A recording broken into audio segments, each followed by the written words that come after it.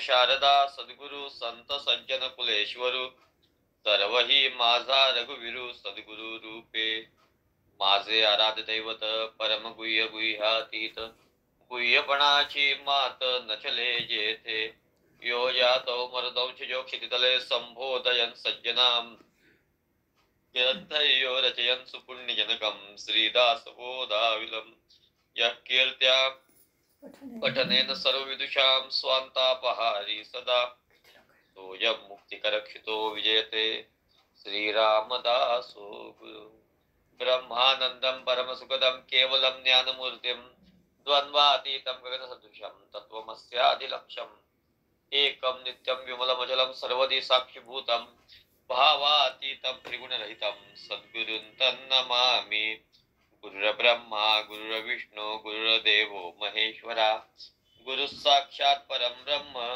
तस्मै श्री गुरवे नमः।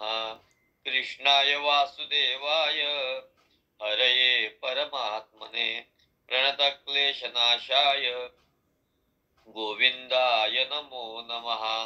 नारायणं नमस्कृत्यं नरं चैव नरोत्तमं देवीं सरस्वतीं व्यासो ततो जयमुदीरये।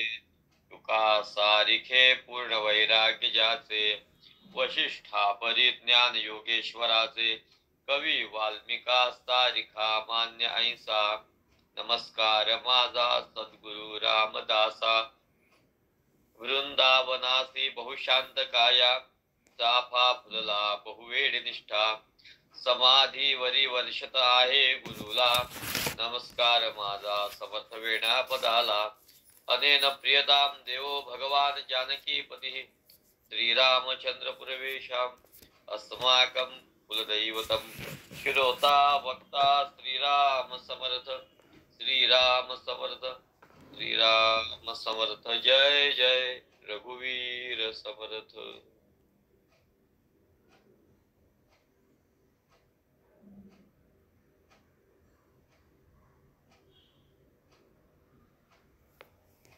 आदिनारायणं विष्णु ब्रह्माणं च वसिष्ठकं श्रीरामं मारुतिं वंदे रामदासं जगद्गुरुम्।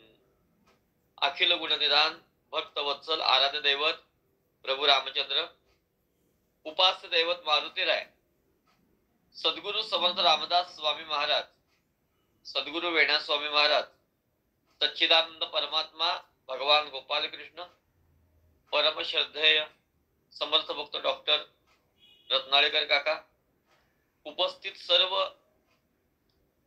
साधक उपासक समर्थ भक्त आणि विश्वाचा कारभार ज्या संत सज्जनांच्या मुळे चाललाय त्या सर्व संत सज्जनांचा वंदनयुक्त सन्मान करून आज सेवेला प्रारंभ करूया। गेले 4 वर्ष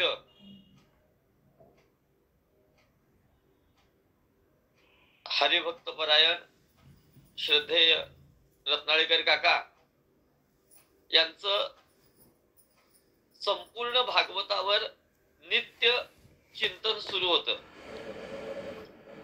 एखादी गोष्ट सातत्यानं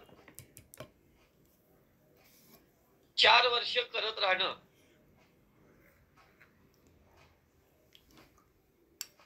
हे कठीण आहे। सातत्य हे कठीण आहे। अर्थात रत्नाळेकर काकांचं वैशिष्ट्य जे आहे त्यांनी सांगितल्याप्रमाणे की त्यांचा निजध्यास जो आहे म्हणजे मी त्यांना गेली 30 वर्ष म्हणजे मी गडावर जेव्हा वर्गामध्ये होतो तेव्हा त्यांची भेट झाली होती। त्यानंतर मग 2010 पासून परत झाली। तर त्यांचा जो निजध्यास आहे समर्थ कार्याचा सातत्य आहे त्यांच्या या कृतीतूनच आपल्याला दिसून येतं की 4 वर्ष अखंड प्रत्येक समासावर आम्ही भागवत करतो पण आमचा संक्षिप्त म्हणावा लागेल कारण पूर्ण भागवत सांगायचा म्हटलं तर 6 तास सुद्धा 7 दिवस कमी आहेत। पण गेली 4 वर्ष अखंड चालू आहे आणि त्याची ही समाप्ती आता त्याला समाप्ती म्हणायची नाही कल्याण म्हणायचं मंगल म्हणायचं। आणि या भागवताचं जे मंगल आहे या मंगल प्रसंगी मला आपल्या समोर चिंतन करायला बोलवलेलं आहे. हे माझं भाग्य आहे. चिंतनासाठी विदेह देशाचा राजा निमी आणि जे ऋषभदेवांचे शेवटचे 9 पुत्र जे ब्रह्मज्ञानी झाले, राजाची आणि त्यांची भेट झाली आणि त्यांच्यामध्ये जो कवी नावाचा ऋषी आहे, ब्रह्मज्ञ आहे, त्यांचा जो संवाद आहे त्यातील चिंतन करायचा प्रयत्न करूया.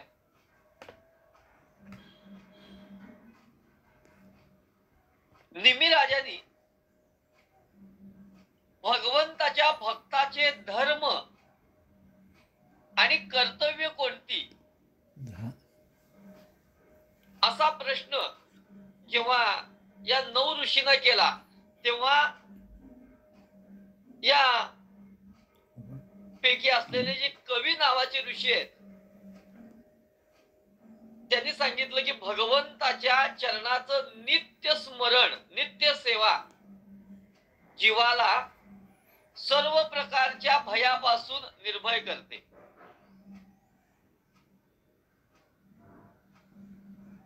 भगवत भक्तांचा सर्वात श्रेष्ठ धर्म कोणता आहे?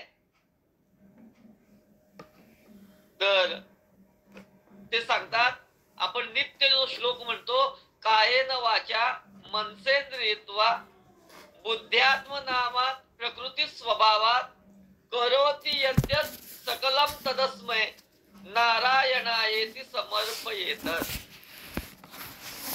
आपल्या स्वभाव धर्मानुसार शरीर, वाणी, मन, इंद्रिये, बुद्धी इत्यादी कडून जाणीवपूर्वक किंवा आपल्या स्वभावाप्रमाणे केलेलं प्रत्येक कर्म त्याच्या फलासह त्या भगवंताला अर्पण करणं हा भक्ताचा श्रेष्ठ धर्म आहे. आम्ही कर्म करतो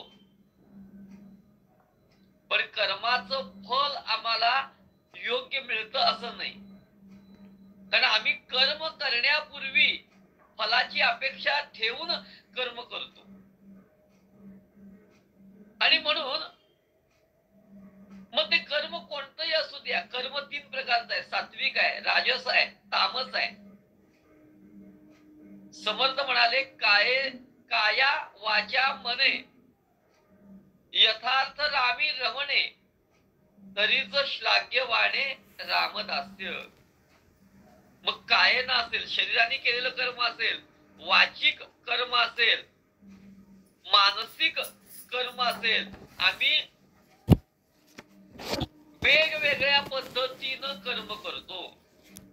मनाचाच विचार केला, मन, बुद्धी, चित्त, अहंकार, अंतःकरण, मनाचं कर्म, बुद्धीचं कर्म, चित्ताचं कर्म, म्हणजे नाही म्हणलं तरी आमच्याकडून कर्म करायचं नाही म्हणलं तरी न करणं हे सुद्धा कर्म आहे. मग हे कर्म आम्ही करतो आणि यातील जे चांगलं आहे ते मी केलं, आम्ही केलं यामध्ये गुंतून राहतो. आणि काही वाईट झालं की म्हणतो देवाने केलं.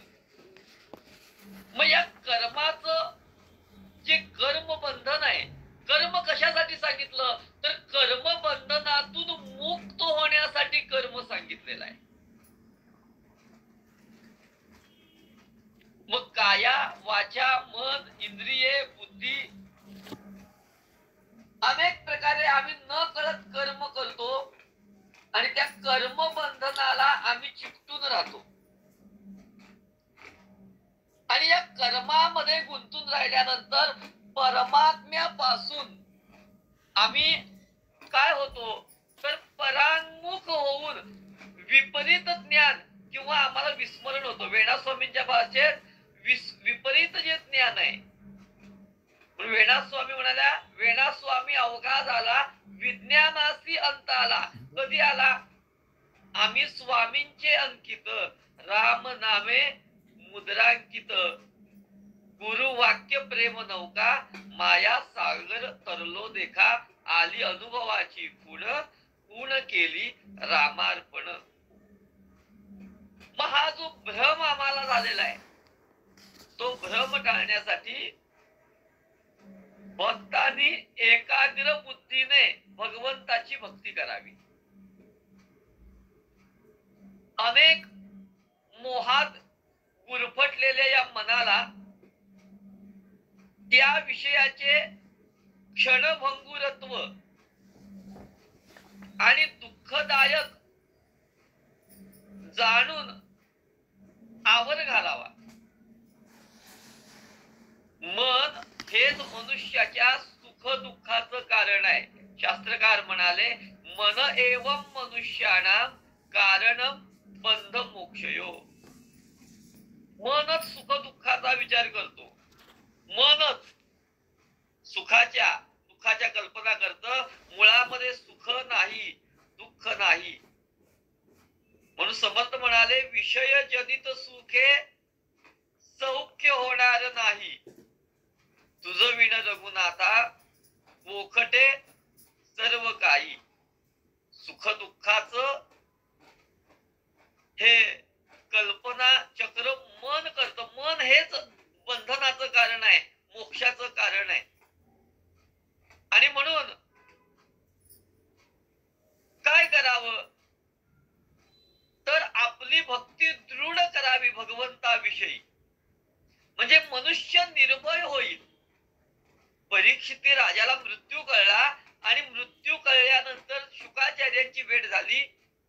आता मी मरणार आहे ही त्याची कल्पना होती. शुकाचार्य म्हणाले, राजा तू मरणार नाहीस. राजाने प्रश्न काय विचारला, मृत्यू जवळ आल्यानंतर मनुष्याचं कर्तव्य काय. शुकाचार्य म्हणाले, पहिल्यांदा मृत्यूचं भय सोडून दे. कारण वाघ म्हणलं तरी तो खाणार आहे, वाघोबा म्हणलं तरी खाणार आहे. तसं मृत्यू अटळ आहे. भय धरलं तरी तो येणार आहे आणि निर्भय असलं तरी येणार आहे. आणि म्हणून भक्तीनं मनुष्य निर्भय होतो. आणि तो निर्भय झाल्यानंतर भगवंताला कसं शरण जावं, तर अनन्य भावाने शरण जावं.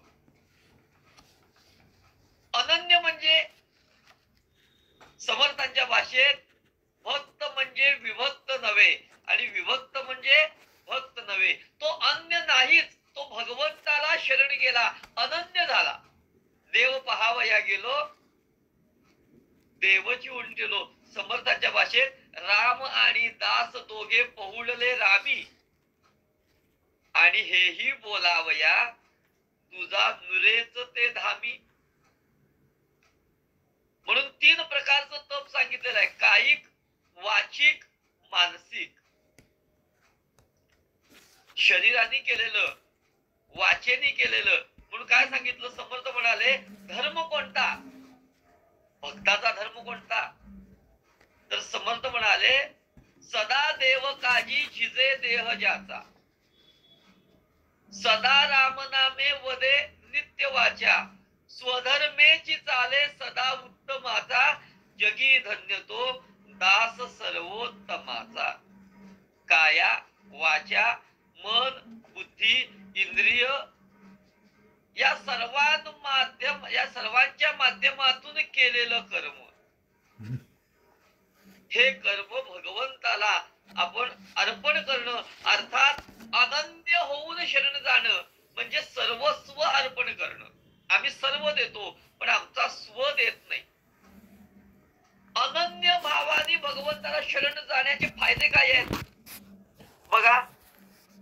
जेवणाच्या प्रत्येक घासाला ज्याप्रमाणे आपल्याला आपली भूक क्षमते, पहिल्या एका घासात भूकेचं क्षमन होतं. दुसरा आनंद वाटतो. आनंद का वाटतो, कारण त्या केलेल्या पदार्थाची चव, जो जेवत असताना खाल्लेला तो घास, त्या घासाची जी रुची असलेली, म्हणून जी चव आहे, तो गोडवा आहे, तो खाऊन काय होतो, आपल्याला आनंद मिळतो. आणि आनंद मिळाल्यानंतर तिसरा फायदा काय होतो, तर शरीराची शक्ती वाढते. कारण आम्ही अन्न ग्रहण केल्यानंतर शरीराला शक्ती मिळते, ताकद मिळते. म्हणजे आपल्या भुकेचं शमन होतं, आनंद मिळतो आणि शरीराला शक्ती मिळते. असे 3 लाभ आपल्याला भगवंताला अनन्य शरण गेल्याप्रमाणे होतात.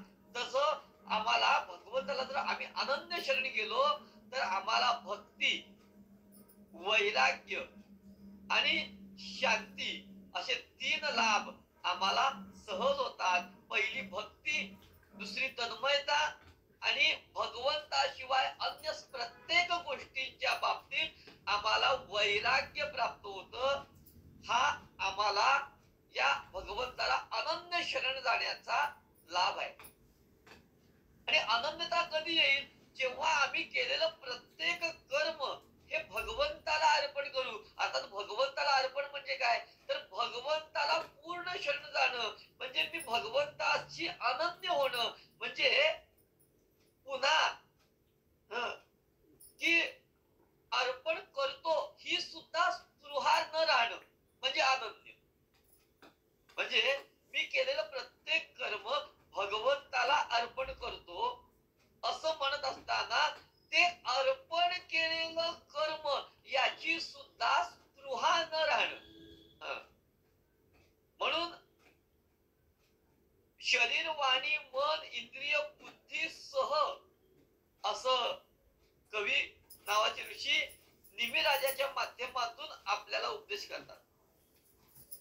मग जो भगवत भक्त आहे त्या भगवत भक्ताला ओळखावं कसं, कुणाला भगवत भक्त म्हणावं, त्याची लक्षणे कोणती, याचा विचार करत असताना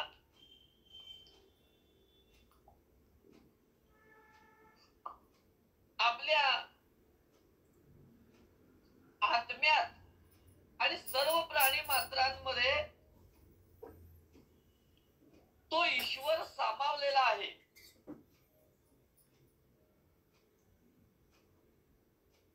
प्रत्येक जीवामध्ये तो भगवंत व्यापलेला आहे, सर्वत्र तो परमेश्वर आहे.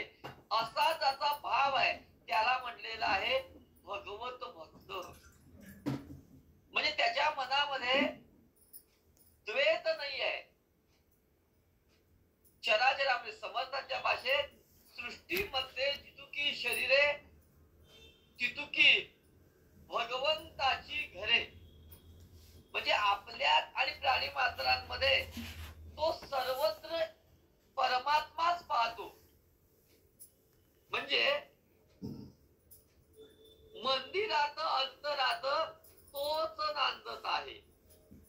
नाना देही नाना रूपी तुझा वास पाहे.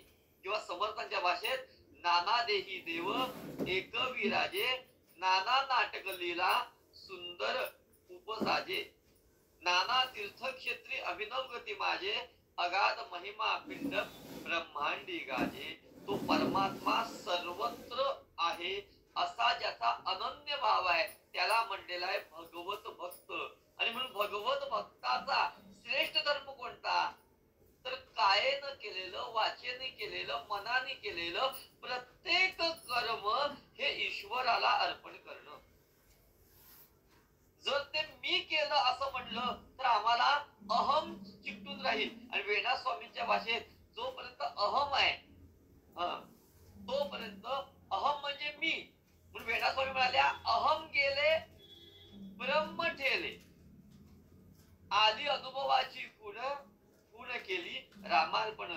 बघा जोपर्यंत अहम चिकटलेला आहे, अहम म्हणजे देहबुद्धी, म्हणजे मी केलंय, हे करतोय, हे कोण करतोय, मी करतोय. आणि मी करता ऐसे म्हणसी समर्थ म्हणाले तेने तू कष्टी होसी, आणि राम करता म्हणता पाविसी यश कीर्ती प्रताप. मग केलेलं मी प्रत्येक कर्म जर मी केलं असं मी त्या मीला चिपटून राहिलो तर अहम वाढेल,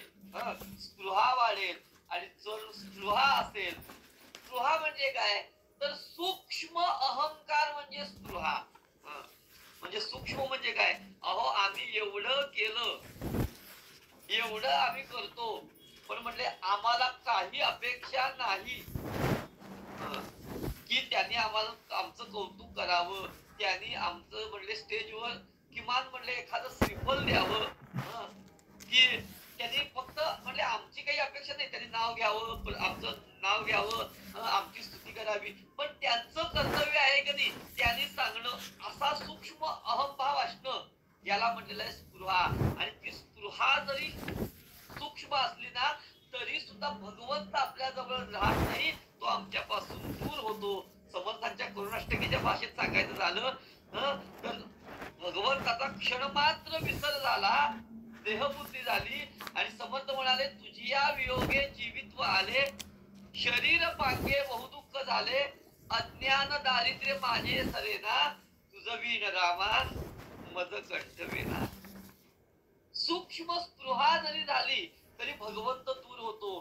भागवतामध्ये गोपींना तीच अवस्था झाली. काय झालं?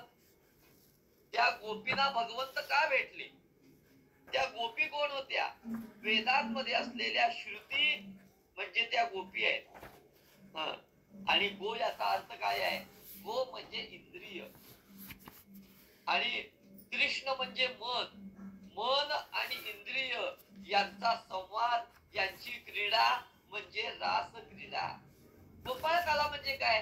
गोपाळ आणि कृष्ण यांनी केलेली ती काला म्हणजे काय? तर पंच ज्ञानेंद्रिय, पंच कर्मेंद्रिय आणि मन. आणि म्हणून नाथ महाराज काय म्हणाले? दश इंद्रियांचा एक काळा केला, ऐसा गोपाळ काला. की 10 इंद्रिय आणि मन यांची क्रीडा. म्हणजे म्हणून बघा, गो म्हणजे इंद्रिय आणि या इंद्रियांच्या माध्यमातून केलेली मनाबरोबरचा संवाद. बघा, आपण पंच ज्ञानेंद्रिय आणि कर्मेंद्रिय या पुन्हा पंच तन मात्रा. आता प्रत्येक इंद्रियाचा विषय शब्द, स्पर्श, रूप, रस, गंध यांचा विचार केला म्हणजे ही सुद्धा कर्मच आहे. की मनाने विचार करणं हे सुद्धा कर्म आहे. बुद्धीनं त्याचा विचार करणं हे कर्म आहे. मनाने चिंतन करणं कर्म आहे. मग हे दिसतो का?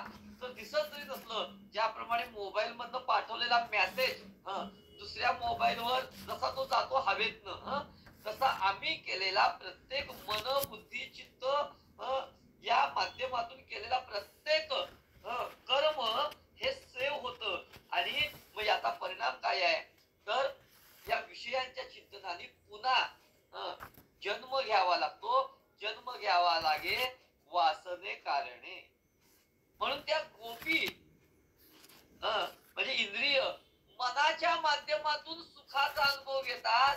पण ती इंद्रिय म्हणजे काय आहेत? तर बघा, रूप नावाचा विषय डोळ्याचा आहे, शब्द नावाचा विषय कानाचा आहे, शब्द, स्पर्श, रूप, रस जिभेचा विषय आहे, गंध नाकाचा विषय आहे. आणि ही इंद्रिय संवाद करतात कुणाबरोबर?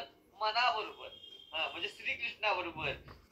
आणि म्हणजे या इंद्रियांच्या माध्यमातून बघा, आपण श्रीखंड खातो, चव हा विषय कुणाचा आहे? जिव्हेचा आहे. ते इंद्रिय जे रूप नावाचा विषय पाहू शकतं, ते रस नावाच्या विषयाचा अनुभव घेऊ शकत नाही. जिव्हेलाच रसने गोडी नामाची. तर जिव्हेलाच रसण्याचा आस्वाद घेता येईल, चवीचा स्वाद घेता येईल. डोळ्यात श्रीखंड घातलं, कानात श्रीखंड घातलं, चव कळणार नाही, ती जिभेला आहे. म्हणून त्या इंद्रियाला ती जाणीव मनाच्या माध्यमातून होते. म्हणून मन आणि इंद्रिय यांची क्रीडा. म्हणजे एखादं छान असं गुलाबाचं फुल डोळ्यांनी पाहिलं, आनंद डोळ्यांना नाही होत, आनंद मनाच्या माध्यमातून रूप नावाचा विषय डोळे अनुभवतात. कान एखादं छान गाणं ऐकलं, वक्तव्य ऐकलं, आनंद कानाला होत नाही, मनाच्या माध्यमातून श्रवणाचा आनंद कान घेतात. म्हणजे माध्यम मन आहे. म्हणून मन एखादा पदार्थ खाल्ला, त्या चवीचा अनुभव जिभेला नाही, त्या मनाच्या माध्यमातून त्या इंद्रियाने तो अनुभव घेतला. म्हणून प्रत्येक केलेलं हे जे कर्म आहे, मग ते इंद्रियांच्या माध्यमातून असेल, डोळ्यांनी पाहिलेलं कर्मच आहे, कानाने ऐकलेलं कर्मच आहे, जिभेने बोललेलं कर्मच आहे, वाणीने बोललेलं कर्मच आहे. आणि म्हणून ते प्रत्येक केलेलं कर्म जर आम्ही ईश्वराला अर्पण केलं तर आम्ही कर्म बंधनात अडकणार नाही. नाहीतर कर्म बंधनात आम्ही अडकू आणि पुन्हा पुनरपि जननम पुनरपि मरणम पुनरपि जननी जठरे शयनम. आणि म्हणून कर्म बंधनातून मुक्त होण्यासाठी कर्म सांगितलेलं आहे. मन कसं आहे? चंचल आहे. भागवतकार गीताकार काय म्हणाले? चंचलम ही मन कृष्ण प्रमाथी बलवत दृढ. मन चंचल आहे, इकडं तिकडं धावतं. मग मोरोपंत म्हणाले, मन हे ओढाळ गुरु परधन पर कामिनी कडे धावे, यास्तव विवेक पाशी कंठी वैराग्य काष्ट बांधावे. या मनाला विवेकाची जोड जर असेल तर ते मन कसं आहे? तर मन मुळात शुद्ध आहे, पण ते देहाच्या संगतीमुळं अशुद्ध झालेलं आहे. ज्ञानेश्वर महाराज म्हणाले, हे सारी दोषांगी हे आसुरी संपत्ती दाटुकी, 80 विषय सुबगे अंगी अंग साने. मग देहाच्या संगतीमुळे अशुद्ध झालेलं मन ते जर आम्ही भगवंताकडं लावलं, भगवंताच्या चरणी लावलं तर काय होईल? आम्ही अनन्य जर त्या भगवंताला शरण गेलो तर मग ते कायेने केलेलं कर्म असेल, वाचेने केलेलं कर्म असेल, मनाने केलेलं कर्म असेल, बुद्धीनं केलेलं असेल, वाचेने केलेलं असेल, त्यानंतर इंद्रियांच्या माध्यमातून असेल किंवा श्रवणाच्या द्वारे असेल. म्हणजे हे 25 जे सांगितलेले आहेत, 7, 5, 3 दशकांचा मेळा माऊली सांगते त्या पद्धतीनं प्रत्येक तत्वांपासून घडणारं कर्म आहे. आणि ते कोणतंही कर्म असू द्या, ते वाचेतून असू द्या, मनातून असू द्या, बुद्धीपासून असू द्या किंवा इंद्रियांच्या माध्यमातून असू द्या, ते केलेलं कर्म आम्हाला भोगावंच लागतं. म्हणून केलेलं प्रत्येक कर्म जर आम्ही ईश्वराला अर्पण केलं तर आम्हाला त्या कर्माचा कर्मबंधन राहणार नाही. मनुष्य कर्म करतो, पण त्या कर्माचं काय फळ मिळेल याचा विचार तो करत नाही. त्याला फळ मात्र पुण्याचं पाहिजे असतं, पण पुण्य करायला नको असतं. पाप करायला पाहिजे असतं, पण पापाचं फळ नको असतं. बघा की मन बुद्धी चित्त या माध्यमातून केलेलं कर्म, न कळत घडलेलं कर्म सुद्धा आम्हाला मग ते सात्विक असू द्या, नाहीतर राजस असू द्या, नाहीतर तामस असू द्या, ते कर्म भोगावंच लागतं. गुरुचरित्रातील जर कथा पाहिली, एक नाविक जो गुरु महाराजांच्याकडे दत्त महाराजांच्याकडे येत होता आणि त्यानं पाहिलं नदीतून बादशाह आपल्या राण्यांच्या सह जातोय. त्या नौकेमध्ये गाणी वाजवली जात आहेत, गाणी म्हणली जात आहेत, कवाली गायली जाते आहे. आणि ते ऐश्वर्य बघून या अंत्यजाच्या मनामध्ये क्षणभर विचार आला की अरे हे ऐश्वर्य जर मला मिळालं असतं तर. फक्त क्षणभर विचार आला आणि त्याला पुढील जन्म यवन बादशाचा म्हणून प्राप्त झाला. गुरु महाराज म्हणाले, क्षणभर तुझ्या मनात राजस का होईना कामना निर्माण झालेली आहे, आणि कामना म्हणजे वासना. आणि म्हणून वासना जी आहे ती कुणाकडे वळवायची? तर आम्ही एखादा विषय सोडतो म्हणलं तरी सुटत नाही, राग सोडतो म्हणलं सुटत नाही, क्रोध सोडतो म्हणलं सुटत नाही, विषय सोडतो म्हणलं सुटत नाही. म्हणून तो विषय वळवायचा कुठं? भगवंताकडं. मना वासना वासुदेवी वसोदे, मना कामना काम संगी नसोदे. विषय जर आम्ही तो भगवंताकडे वळवला तर आम्हाला त्या कर्माचं कर्मबंधन राहणार नाही. आणि म्हणून मनाला कोणती गोडी लावायची? तर मनाला रामनामाची गोडी लावायची. मन इकडं मन इकडं परमार्थाकडं नामाकडं वळणार नाही. म्हणून शुकाचार्यांनी राजाला सांगितलं की बाबा कळत न कळत मुद्दामून जाणीवपूर्वक अजानपणे प्रत्येक कर्म ईश्वराच्या माध्यमातून घडेल. डोळ्यापासून, कानापासून, जिभेपासून घेई घेई माझे वाचे गोड नाम विठ्ठलाचे. डोळे तुम्ही घ्या रे सुख माझ्या विठ्ठलाचे रूप. डोळ्यांनी रूप पाहावं, कानाने गुन्हा ऐकावेत, जिभेने नाम घ्यावं. अशा पद्धतीनं जाणीवपूर्वक मुद्दाम आपल्या हातून भक्ती घडेल, भगवंताचं अनुसंधान साधेल असं मुद्दाम जाणीवपूर्वक कर्म करावं. तुकाराम महाराज म्हणाले, नसे तरी मनी नसे हरी नाम सोडू नको. मनात नसलं तरी नाम घे. कालांतराने गोडी लागेल, कालांतराने जाणीवपूर्वक.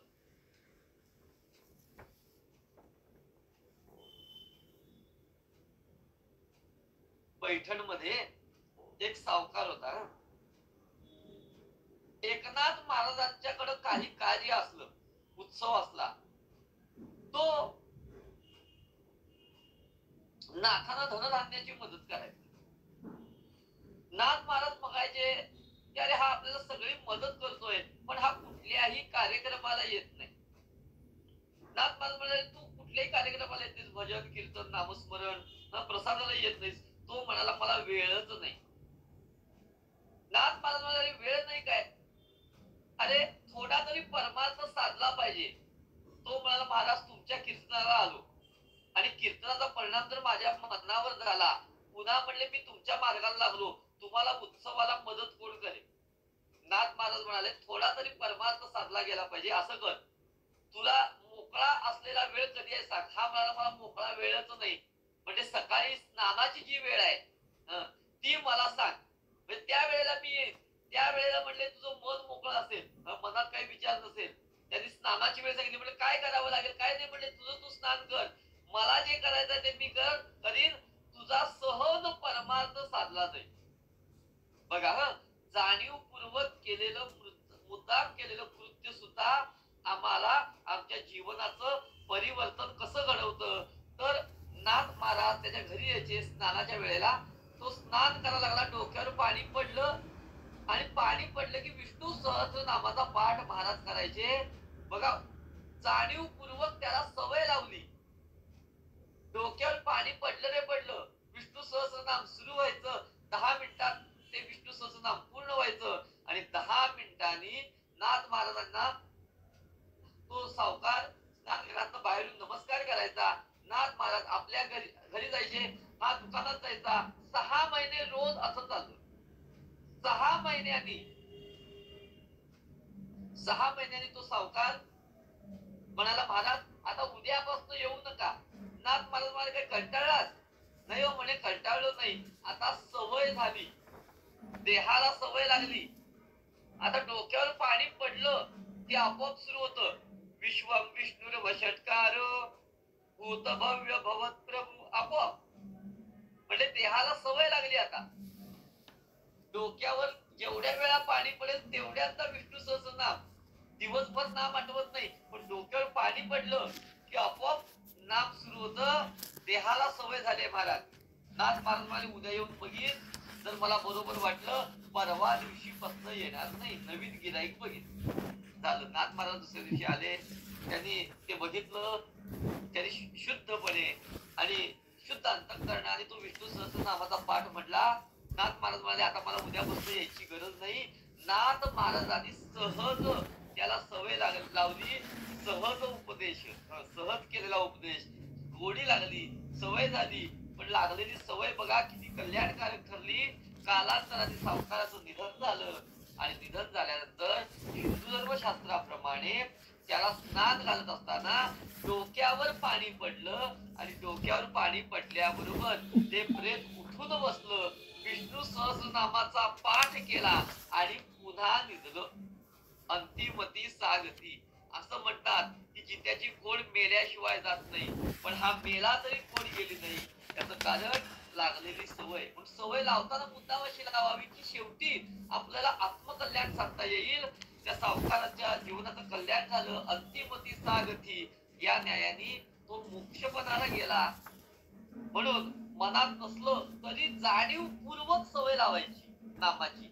म्हणून मुलांची नावं मुद्दाम देवाची ठेवायची. नामाचा संवाद घडेल असं कर्म करायचं. म्हणून उद्धव चितगन महाराज काय म्हणाले, ज्याचे वंशी कुलधर्म राम सेवा त्याची मदती ज्याचे वंशी कुलधर्म राम सेवा त्याचं वंशी मद जन्म देगा देवा. ज्याची वाणी रंगली रामनामी त्यासी मदसी संवाद घडो सावी. वारंवार विनती परिसावी दया सिंधूची पूर्ण कृपा व्हावी. म्हणे उद्धव चिदघन महाराजा रामदासाची संग घडो माझा. म्हणून जाणीवपूर्वक आमच्या हातून कर्म घडेल. म्हणून कोणतं कर्म? कायेन वाचेन मनाने. बघा आम्ही कर्म करतो, पण कर्म करत असताना आम्ही त्या कर्माचा विचार करत नाही की हे कर्म केल्यानंतर काय घडणार आहे. पण गीता काय सांगते, कर्मण्येवाधिकार असते मा फलेषु कदाचन. कर्म करत राहा पण फलाची अपेक्षा ठेवू नकोस. पण शास्त्रकार काय म्हणाले की आम्ही शब्दशः अर्थ घेतो, कर्म करत जा फलाची आशा धरू नकोस. पण भगवान म्हणाले कर्म करण्यापूर्वी विचार कर. एकदा का कर्म घडलं की त्याचं फल भोगावंच लागणार आहे. मग ते कर्म चांगलं असू द्या वाईट असू द्या, जी कामना मनात आहे, जी वासना मनात आहे, ज्या इच्छेनं ते कर्म केलेलं आहे त्याचं फळ हे आम्हाला भोगावंच लागतं. ते भोगलंच पाहिजे. आणि म्हणून केलेलं प्रत्येक कर्म याला मीपणाची जाणीव असते. म्हणून ते प्रत्येक कर्म करण्यापूर्वी विचार करावा आणि केलेलं कर्म झाल्यानंतर काय म्हणावं, श्रीकृष्णार्पणमस्तु म्हणावं. श्रीराम चंद्राच्या चरणी, रामाच्या चरणी, कृष्णाच्या चरणी ते भगवंताला अर्पण करावं. म्हणजे त्या कर्माचं कर्मबंधन आपल्याला राहणार नाही. मग ते कर्मबंधन कोणतंही असू द्या, न कळत तरी वासना निर्माण झाली. बघा भागवतामध्ये भगवंतानी वामन अवतार घेतला. आणि वामन अवतार घेतल्यानंतर बघा सूक्ष्म वासना की वामन अवतार घेतल्यानंतर बलिराजाकडं जेव्हा वामन देव आले, बलिराजाची मुलगी रत्नप्रभा तिनं वामन देवांना पाहिलं. वामन देवाचं ते सुंदर रूप, वामन रूप, आणि तिच्या मनामध्ये वासना निर्माण झाली, कामना निर्माण झाली. जर हा माझा मुलगा असता तर याला मी माझ्या स्तनानी दूध पाजलं असतं, याला मी स्तनपान घडवलं असतं असा विचार तिच्या मनात आला. असा पुत्र मला व्हावा असा त्या रत्नप्रभेच्या बलिराजाच्या मुलीच्या मनात विचार आला. आणि हीच रत्नप्रभा पुढील जन्मी कृष्ण अवतारामध्ये पुतना म्हणून जन्माला आली. बघा आणि तिची जी सूक्ष्म वासना होती, ती सूक्ष्म वासना भगवंतानी पूर्ण केली. पण ती राक्षसीण होती, बलिराजाची कन्या होती. तिला स्तनपान करायची बुद्धी वासना झाली पुत्र म्हणून, आणि ती पूर्ण होणारी नव्हती. म्हणून पुढील अवतारात पुतना म्हणून जन्माला आली. म्हणून मना वासना, ही वासना जर असेल आणि त्यात ही वासना म्हणजे पुत्ररूपाने स्तनपान करायची इच्छा तर झाली, पण त्याच वेळेला तिच्या मनात विचार आला, अरे 3 पावलांनी यांनी माझ्या वडिलांचं राज्य हिसकावून घेतलं.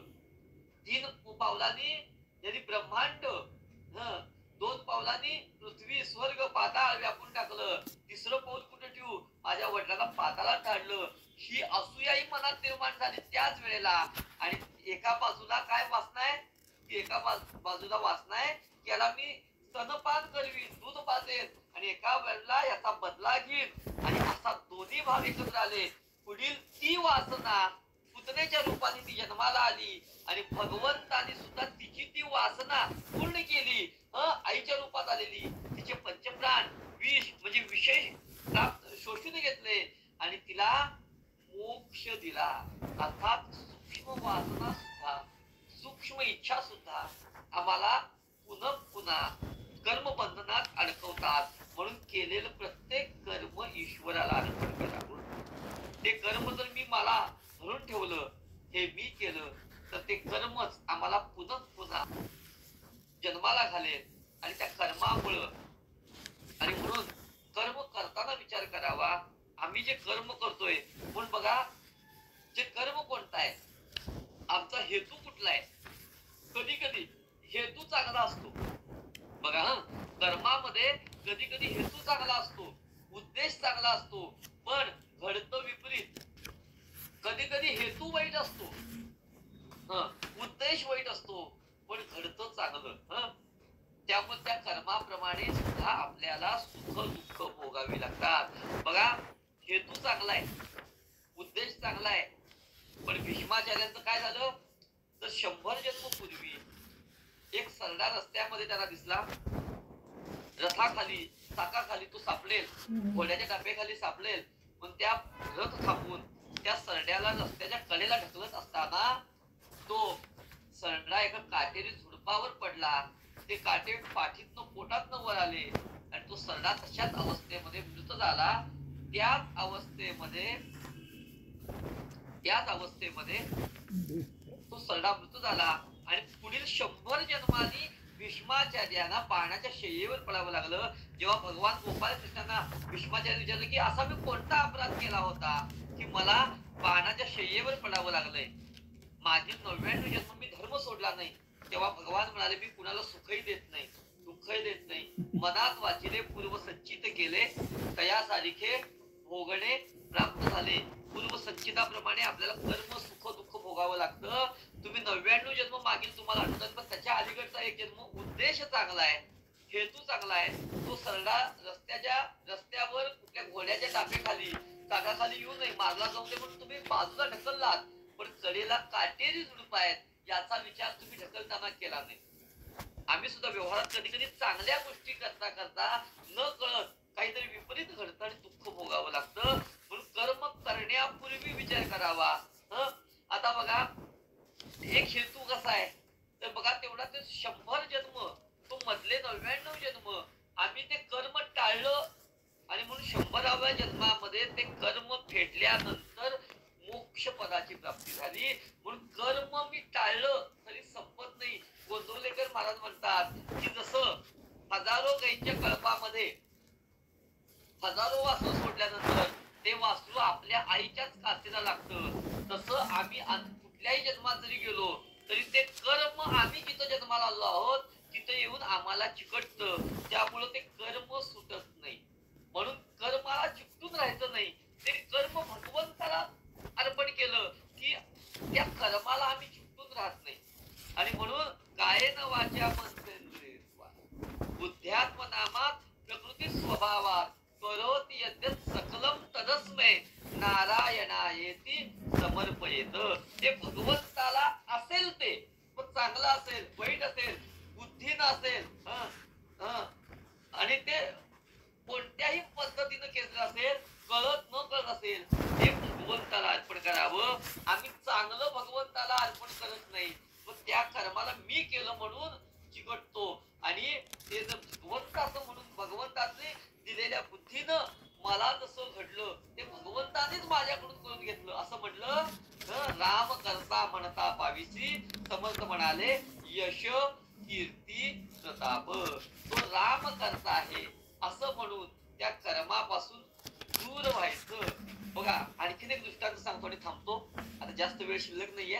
तर बघा आम्ही कर्म करतो, हेतूही चांगला असतो, पण पुढे काय घडणार आहे. एक साधू असतो, एका झाडाखाली बसून हठयोगी तो साधू, जगात काय चाललंय तो त्याच्या अवस्थेमध्ये आनंद आहे, आनंदामध्ये.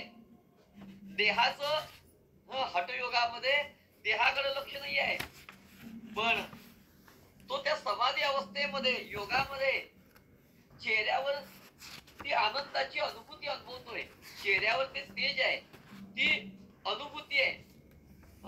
तो साधू एका झाडाखाली बसलेला आहे आणि योग करतोय, ध्यान धारणा या माध्यमातून तो क्रिया करतोय आणि अंगावर काही वस्त्र नाहीत आणि अशा पद्धतीनं फक्त लंगोटीवर बसलेला ऊन वारं पाऊस थंडी याचा काही परिणाम त्याच्या देहावर नाही.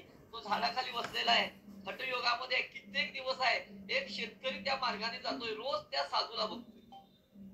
एक 5-6 दिवस 6 दिवस 8 दिवस बघितल्यानंतर तो विचार करतोय, अरे येता जाता मी जेव्हा जेव्हा या साधूला बघतोय त्याचा देह असाच आहे. अरे याचा अंग दुखत असेल, किती वेळ असा ताट करून बसलेला आहे.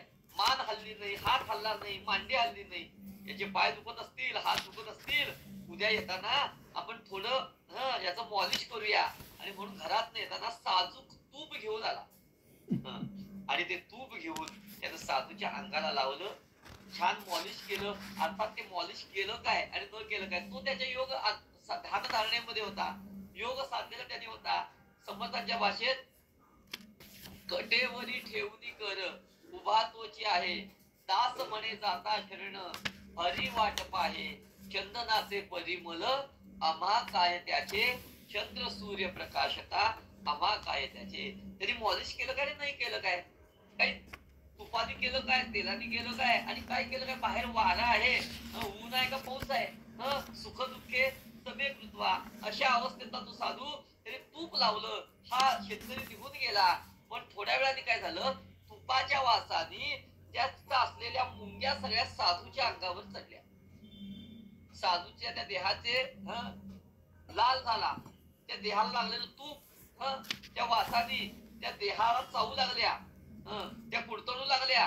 अर्थात साधू मात्र त्याच्या त्या अवस्थेतच होता, त्याला त्याची जाणीव नाही मुंग्या चावतायत. थोड्या वेळाने बघा आता थोड्या वेळाने आणखीन एक मनुष्य आला, तो जरा वात्रट होता. तो म्हणाला, हा साधू म्हणले नाटक करतोय, डोळे मिटून बसलाय आणि नाटक करतोय. उगीच म्हणले त्याने काय केलं, हातात ऊस होता, ऊस खावा. तो ऊस खाऊन चोथा त्या साधूच्या अंगावर टाकावा आणि साधूच्या अंगावर टाकल्यानंतर तो चोथा साधूच्या अंगावर जमिनीवर पडावा. आता मुंग्यानी तो देह त्या देहाचे जे त्रास होत होता, मुंग्या चावत होत्या, उसाच्या वासाने त्या सगळ्या मुंग्या अंगावर त्या चोथ्याकडे गेल्या आणि साधूचा होणारा दाह थांबला. आता मला सांगा, एकाचा हेतू चांगला होता, एकाचा हेतू दुष्ट होता. ज्याचा हेतू चांगला होता त्याच्यामुळे काय झालं, साधूच्या अंगावर मुंग्या आल्या, चावू लागल्या. एकाच हेतू दुष्ट होता, पण त्याच्या कर्मामुळं काय झालं, तर साधूच्या देहाचा होणारा दाह थांबला. त्या मुंग्या सगळ्या उसाकडे जाऊ लागल्या. आता कोणतं कर्म श्रेष्ठ, कोणतं कर्म चांगलं. एकाचा हेतू चांगला आहे, कर्म चांगला आहे, पण घडलं विपरीत. एकाचा हेतू दुष्ट आहे, कर्म दुष्ट आहे, पण घडलं चांगलं. म्हणून कर्म करताना विचार करायचा आणि एकदा कर्म घडलं की मग काय करायचं, तर ते कर्म घडल्यानंतर मिळणारं फळ जे आहे ते फळ आपल्याला भोगावंच लागणार आहे. आणि म्हणून केलेलं प्रत्येक कर्म, मग ते शरीराने असेल, वाणीनं असेल, मनाने असेल, इंद्रियांच्या माध्यमातून असेल, बुद्धीतून असेल, तर हे सगळं कर्म जे जाणीवपूर्वक असेल, अजाणपणे असेल आणि आपल्या स्वभाव धर्माप्रमाणे असेल, जसा आपला स्वभाव आहे तसं आपलं कर्म घडणार आहे. जो आमचा स्वभाव आहे, कसा स्वभाव आहे, तर बघा मनाच्या श्लोकात समर्थ म्हणाले काय, तरी श्री हरी पाविजे तो स्वभावे. कोणत्या स्वभावाने, मनुष्याचा जो स्वभाव आहे, म्हणजे स्वभाव म्हणजे काय, तर स्वभाव म्हणजे राजस, तामस आणि सात्विक. जसा आमचा स्वभाव तसं फल आम्हाला प्राप्त होणार आहे, तसा भगवंत आपल्याला प्राप्त होणार आहे. आता भागवतामध्ये कायिक, वाचिक, मानसिक आणि बुद्धी, मन इत्यादी माध्यमातून आणि स्वभावानुसार घडणारी भक्तीचे प्रकार किती सांगितलेले आहेत. तर बघा इथं नवविधा भक्ती सांगितली आणि त्या नवविधा भक्तीला बघा 3 गुण आहेत, सत्व रज तम. आता या सत्व रज तमाला पुन्हा 3 गुणा म्हणजे किती झाले, 9, 3 गुणिले 3 9 आणि 9 गुणिले 9 81 झाले. आणि या 81 प्रकाराला पुन्हा आपल्याला बघा काया वाचा मन, त्यानंतर इंद्रिय बुद्धी, चित्त, अहंकार, अंतःकरण, स्वभाव धर्म म्हणजे पंच ज्ञानेंद्रिय, पंच कर्मेंद्रिय, त्यानंतर पंच तन मात्रा आणि मन पंचीकरण म्हणजे पुन्हा 81 ला पुन्हा आपल्याला 25 न जर गुणलं तर आमच्याकडून कळत न कळत सूक्ष्मातनं जर विचार केला तर आमच्याकडनं 81 गुणिले 25 म्हणजे जी संख्या येईल एवढे न कळत सात्विक राजस तामस या माध्यमातून कर्म घडतात आणि या कर्मापासून आम्हाला त्या कर्माप्रमाणे फळ भोगावं लागतं आणि म्हणून कर्म बंधनातून मुक्तीसाठी कर्म आहे. बघा आणखीन एक नारदानी एक कथा सांगितलेली आहे भागवतात की प्राचीन बर्हीसाठी की अविज्ञात नावाचा मित्र आणि त्याच्या माध्यमातून तो सुखाचा अनुभव घेतोय आणि हा सुख भोगण्यासाठी तो अविज्ञात नावाच्या आपल्या मित्राला सोडून हा वेगवेगळ्या गावात जातोय आणि वेगवेगळ्या गावात जाऊन त्याला चांगलं घर पाहिजे, वस्ती चांगली पाहिजे, संगत चांगली पाहिजे, असा हा जो अविज्ञात म्हणजे कोण आहे तर तो परमात्मा आहे आणि त्याचा हा मित्र म्हणजे जीव आहे. जीव आणि शिव तर ते एका सुंदर नगरीमध्ये जातात आणि हा जेव्हा त्या नगरीमध्ये जातो त्या नगरीमध्ये काय आहे 9 द्वार असलेली नगरी आहे. 16 वर्षाची हातात चेंडू घेऊन त्या बागेतून फिरणारी ती मुलगी आहे. तिच्या मागोमाग 5 पाण्याचा नाग तिच्या मागनं या नगरीचं रक्षण करून फिरतोय. आता हे रूपकात्मक आलेलं कथानक आता काय सांगतं तर ही 9 द्वाराची नगरी म्हणजे नरदेह आहे. ती मुलगी म्हणजे बुद्धी आहे, हा तिला वरतो, हा आत्मा आहे, हा त्या 5 पाण्याचा नाग म्हणजे कोण आहेत तर या देहामध्ये असलेले पंचप्राण आहेत. ती याला सांगते की तू 100 वर्ष इथं राहू शकतोस आणि या 100 वर्षांमध्ये तू या नगरीत सुखाचा अनुभव घे. ही 100 वर्ष म्हणजे आमचं आयुष्य आहे आणि या नगरीवर आक्रमण करणारे जे 365 काळे 365 पांढरे सैनिक म्हणजे दिवस रात्र आहेत अशी 100 वर्षाचं आयुष्य आम्हाला शास्त्राने दिलेलं आहे. आणि हे करत असताना अंतिमती सागती शेवटच्या क्षणी आमच्या मनाचं जे कर्म आहे, जी मती आहे, मती 12 प्रकारची आहे म्हणून 12 मती आणि ही 12 प्रकारची मती जी आमची शेवटच्या क्षणी जी मती आहे ती आम्हाला पुढील गती आहे. मग याच्या आधी असलेल्या मती म्हणजे विचार म्हणजे सूक्ष्म वासना त्या काय आहेत, मग त्या भोगायच्याच आहेत, त्या सुटणार नाही आहेत. पण शेवटच्या क्षणी जी वासना आहे तीच गती आम्हाला आहे. जड भरताला म्हणजे भरताला हरणाविषयी वासना राहिली, माझ्यानंतर त्याचं काय होईल, हरणाचं स्मरण झालं, हरणाच्या जन्माला गेला. तस हा सुद्धा त्या नगरीवर आक्रमण झाल्यानंतर तू जेव्हा मरत होता तेव्हा त्या स्त्रीचं काय झालं असेल जिच्याशी त्यांनी विवाह केला होता असा विचार करताना त्याला स्त्रीचा जन्म प्राप्त झाला आणि विदर्भ देशाची मुलगी म्हणून तो जन्माला आला. त्यानंतर त्याचा मोठा झाला, ती मुलगी मोठी झाली आणि अंग देशाच्या राजाबरोबर विवाह झाला. नंतर ते वनात गेले मुलांवर राज्य सोपवून. तिथं पती गेल्यानंतर ही विदर्भ कन्या सती जायला निघाली आणि सती जायला निघाल्यानंतर त्यावेळेला तो अविज्ञात नावाचा मित्र ब्राह्मणाच्या रूपाने आला आणि म्हणाला कोण आहेस, मला ओळखलंस का? तेव्हा हा म्हणतो की नाही ओळखलं. तेव्हा तो सांगतो अरे अविज्ञात नावाचा तुझा मी मित्र आहे. अविज्ञात म्हणजे परमात्मा म्हणजे हंस आहे आणि जीव म्हणून बघा गती मांडवीकरांनी खूप छान सांगितलं की शेवटी केलेलं प्रत्येक कर्म हे भगवंताला जर आम्ही अर्पण केलं. हा प्राचीन वर्षी यांनी इतके यत्न केले, इतकी कर्म कांड केली की दर्भाचे थर लागले की सूर्याचा प्रकाश पलीकडे जा. म्हणून कर्मात अडकू नकोस. कर्मा माग उद्देश काय आहे, आम्ही कर्म करतो आणि आम्ही काय करतो अनुकरण करतो पण त्याचा उद्देश काय आहे बघा. रस्त्याने काय एक जत्रा होती आणि जत्रा असताना एक स्त्री त्या जत्रेला आलेली आणि नेमकं तिच्या लहान बाळाने रस्त्यात घाण केली. आता ते सगळं रस्त्यातली लोक बघतील म्हणून तिनं काय केलं 4 फुलं आणली ती त्याच्यावर घातली आणि फुलं घातली फुलं आणली, त्याला तिथं घातली. त्यांना वाटलं या मार्गाने जाताना, या देवाला जाताना हिथं आधी नमस्कार केला पाहिजे, हिथं फुलं घातली पाहिजे, मग पुढं अनुकरण. आणि ती पद्धत अशीच चालू राहिली. मुख्य उद्देश काय होता की तिथं असलेली ती घाण कुणाला दिसू नये म्हणून त्या स्त्रीने तिथं फुलं टाकली. पण त्याचा उद्देश कुणाला कळला नाही, त्याने अनुकरण केलं. तसं आम्ही कर्म करतो, पण त्या कर्माच्या मागे उद्देश काय आहे, शुद्ध मराठीत सांगायचं तर लॉजिक काय आहे, याचा विचार आम्ही करत नाही. आणि म्हणून आम्ही अनुकरण करत असताना सुद्धा त्याच्या माग काय उद्देश शास्त्रकारांनी सांगितलेला आहे याचा विचार सुद्धा आपल्याला करणं आवश्यक आहे. आणि म्हणून मन, बुद्धी, चित्त या माध्यमातून आमच्याकडून घडणारं प्रत्येक कर्म, देहाच्या माध्यमातून, इंद्रियांच्या माध्यमातून, वाणीच्या माध्यमातून केलेलं हे प्रत्येक कर्म ईश्वराला अर्पण जर आम्ही केलं तर आम्हाला कर्म बंधन राहणार नाही. म्हणून राम करता म्हणता पाविसी, यश कीर्ती प्रताप, असं समर्थ आपल्याला सांगतात. आज गेली 4 वर्ष रत्नाळेकर काकांनी जे भागवत कथन केलं, समर्थ भक्त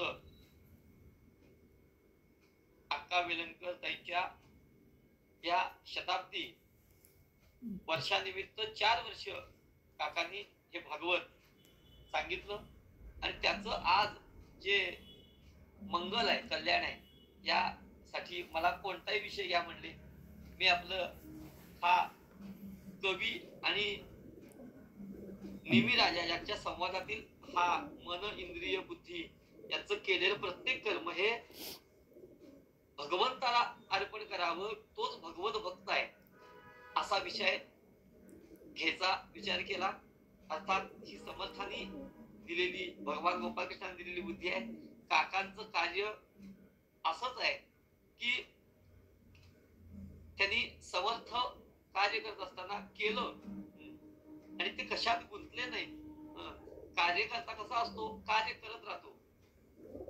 घरात बसून व्हॉट्सअपच्या माध्यमातून विज्ञानाचा उपयोग करून सुद्धा काकांनी प्रत्येक तिथीला त्या दिवशी असलेलं मठांचं महात्म्य, त्या मठातील पुण्यतिथी, त्यातील उत्सव, दररोज आपल्याला कुठं काय चाललंय, कुठल्या गावात कुठला मठ आहे, कुठं काय आहे, ती परंपरा काय आहे, ही सगळी माहिती आपल्याला आजही मिळते. त्या मठात 61 कशी साजरी करावी आम्ही वेगवेगळ्या पद्धतीनं करतो.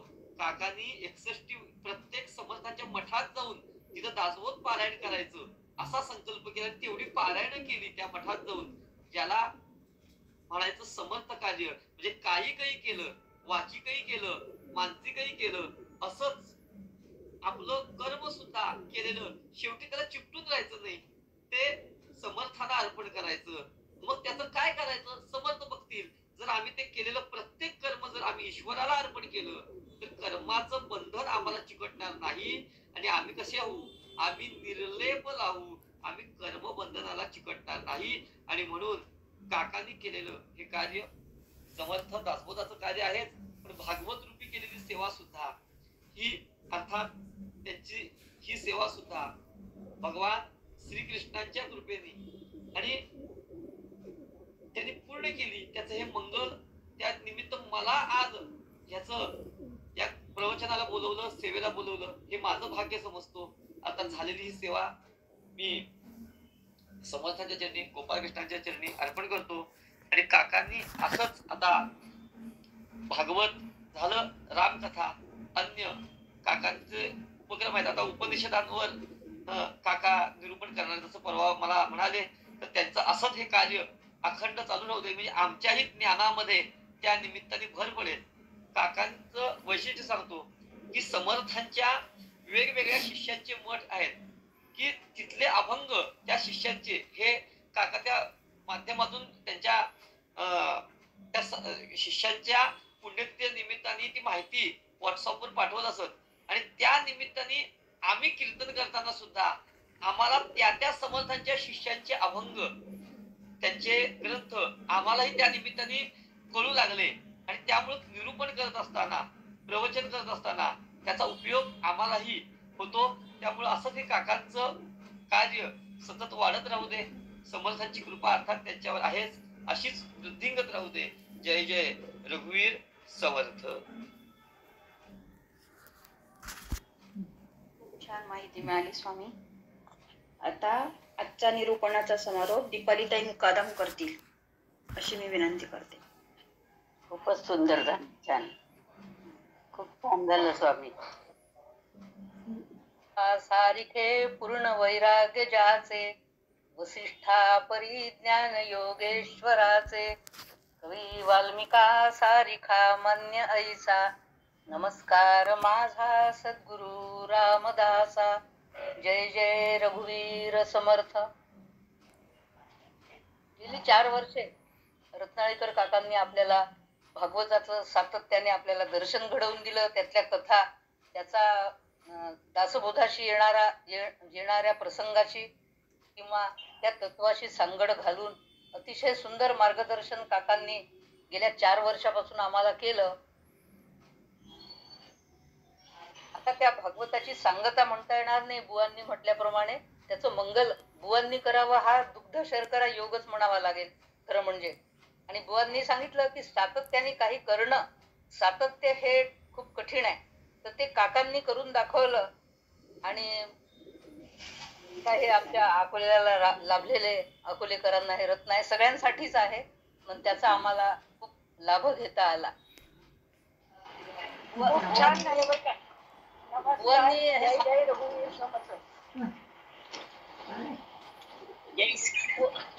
बुवांनी हे सांगितलं की भागवतात ते काही उदाहरण घेतले बुवांनी, कौतुक बुवांनी, की निमिराजांनी भगवंताचं भक्ताचं धर्म आणि कर्तव्य सांगितलं बुवांनी आपल्या मार्गदर्शनातून.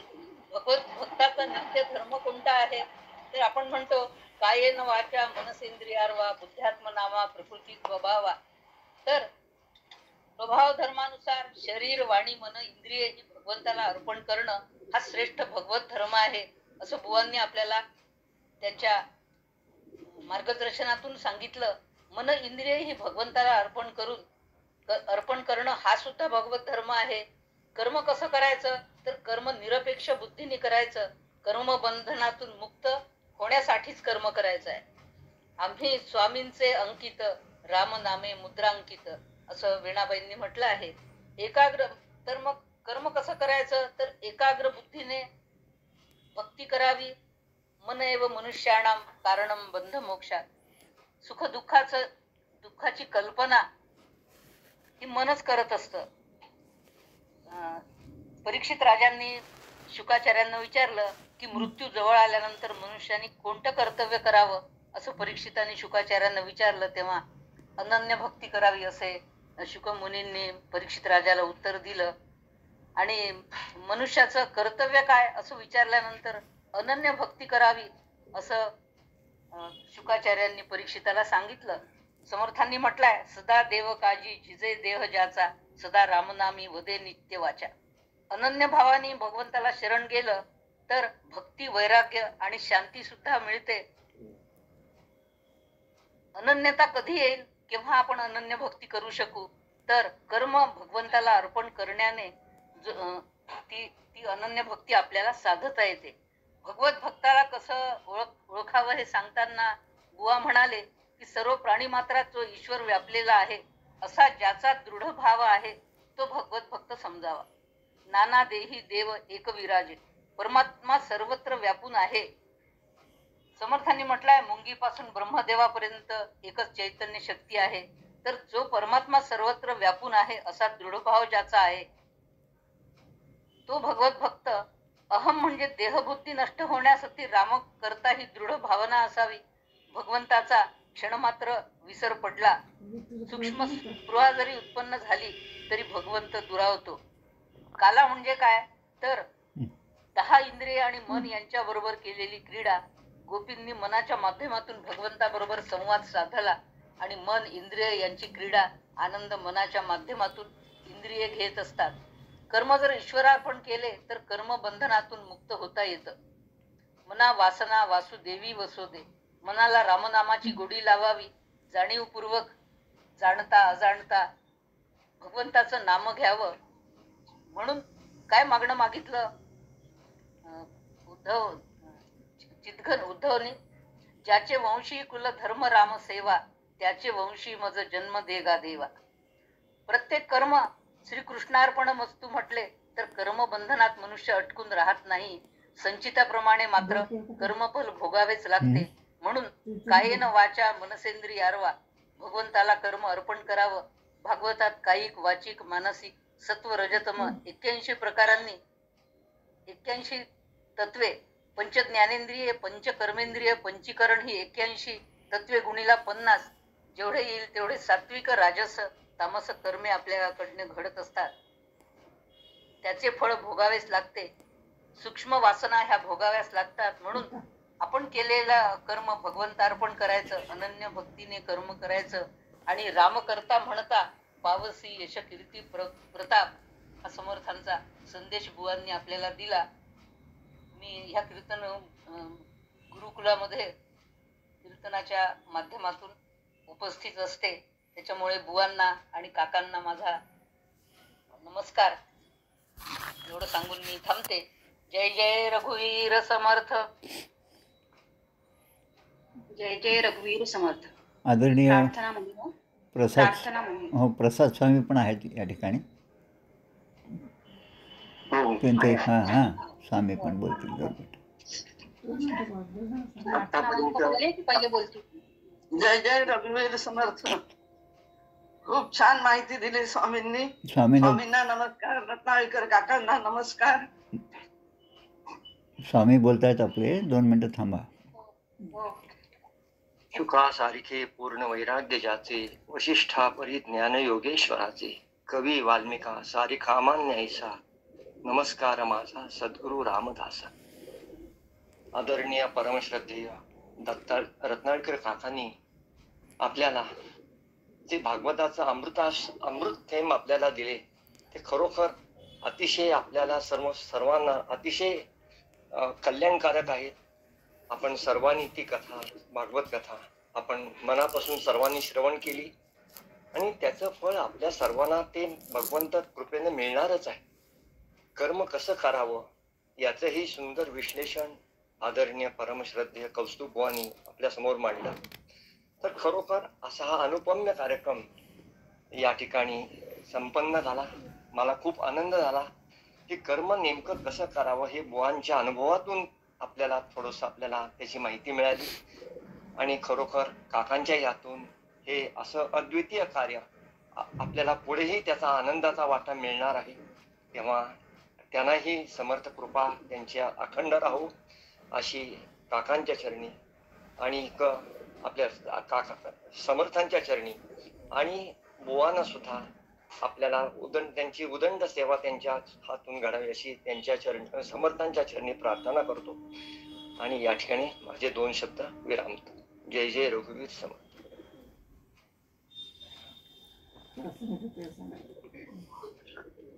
प्रार्थना घ्यायची. हो, प्रार्थना.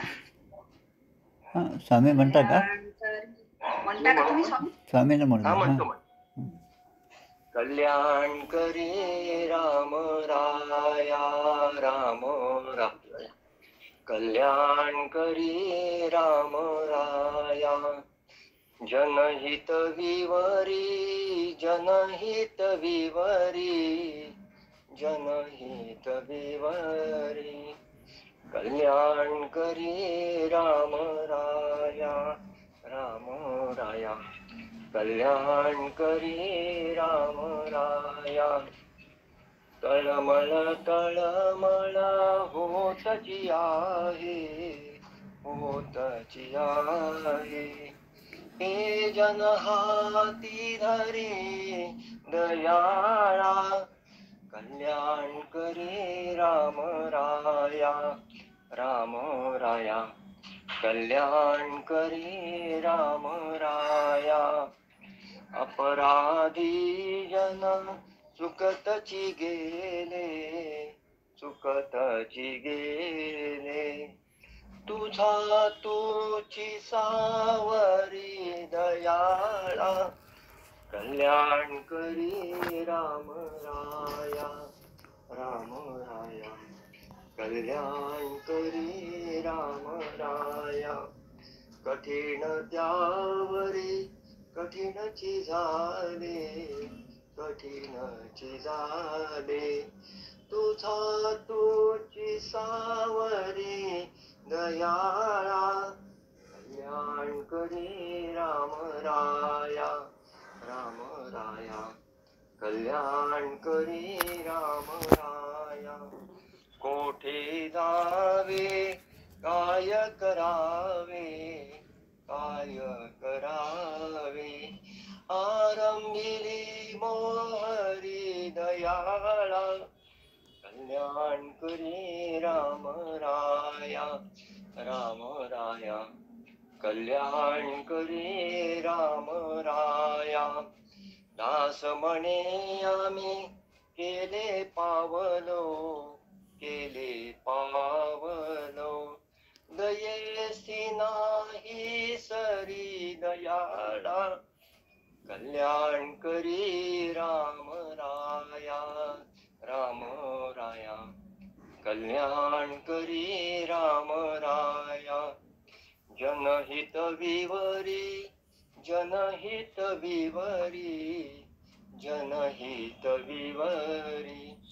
कल्याण करी राम राया कल्याण करी राम राया राजाधिराज प्रभु रामचंद्र भगवान की जय सद्गुरु समर्थ रामदास स्वामी महाराज की जय महारुद्र हनुमान की जय श्रेष्ठ गंगाधर स्वामी महाराज की जय जय जय रघुवीर समर्थ श्रीराम जय जय रघुवीर समर्थ. आदरणीय कौस्तुभ महाराज, दुर्गाप्रसाद स्वामी, सर्वांनाच मनापासून धन्यवाद. या कार्यक्रमाचं नाव समारोप जरी ठेवलेलं असलं तरी प्रत्यक्ष योजना आमच्या कौस्तुभ महाराजांची झाली. त्याचं अजून एक कारण आहे, कारण या कार्यक्रमाला समारोप न म्हणता मंगल किंवा कल्याण हे जे नाव सुचवलं त्यांनी सांगितलं ते अगदी योग्य आहे. महाराजांचं दुसरं नाव हे कल्याण आहे. हे मला जवळपास 2005मध्ये आमची जेव्हा पहिली पदयात्रा निघाली त्या जाम समर्थी इथे त्यांचं कीर्तन जेव्हा मी ऐकलं त्यावेळेसच माझ्या लक्षात आलं. त्यामुळे कल्याणाची योजना कल्याणाच्या कार्यक्रमामध्ये झाली ही सुद्धा समर्थांचीच आज्ञा होती असं मला वाटतं. जय जय रघुवीर समर्थ श्रीराम समर्थ श्रीराम. चला थांबूया आपण. जय रघुवीर समर्थ श्रीराम. जय जय रघुवीर समर्थ. जय जय रघुवीर समर्थ. जय श्रीराम.